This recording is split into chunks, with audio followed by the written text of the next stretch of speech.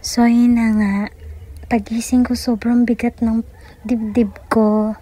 Tapos, tumutulo yung luha ko. Sobrang lungkot ng vibes, alam mo yun.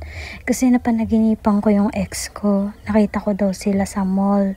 Tapos kasama yung bago niya. Tapos sobrang sakit. Bumalik lahat yung pain. Tapos, alam mo yun, kasi yung tao na yun, siya din yung totga ko.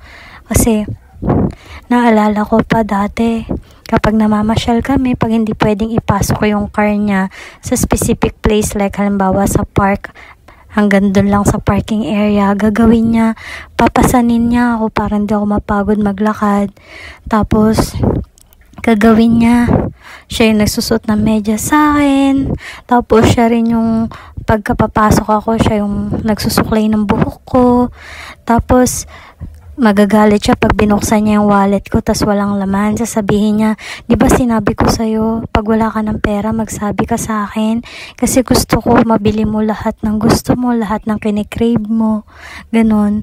Tapos, gagawin niya, sesendan niya ako ng pagkain, magpapadeliver siya umaga, tanghali, hanggang hapunan ko. Tapos, idadamay niya na rin yung mga ka-work ko sa pag-order ng food. Tapos, lagi niya akong sinusundo sa hapon or sa gabi pag out na ako. Tapos, sobrang bait niya kasi, alam mo yun, dinala niya ako sa mall. Tapos, sabi niya sa sales lady, Miss, lahat ng gusto niya, bigay mo.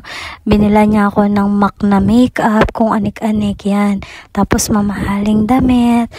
Tapos, di siya nahihiya kahit ibibili niya ako ng napkin. Tapos, pagkakain, ipaghihimay niya pa ako. Tapos, susubuan niya ako. Tapos, bibila niya ako ng flowers. Ayan. Tapos, binila niya ako ng gold. Ganon siya pakita ng pagmamahal niya. Sobrang sweet niya. Tapos, niyaya niya ako magpakasal. Tumanggi ako. Tapos, eto lang last year, nagpakasal na siya sa iba. Sobrang sakit. Sana pala, pumayag na lang ako. Pero alam mo yung kahit break na kami, sinesendan niya pa rin ako ng pera. Ganun siya kabait. Pero nung kinasal na siya, na-stop na yung sustento. Pero mahal na mahal ko yun. Sobrang nalulungkot ako kasi break na kami.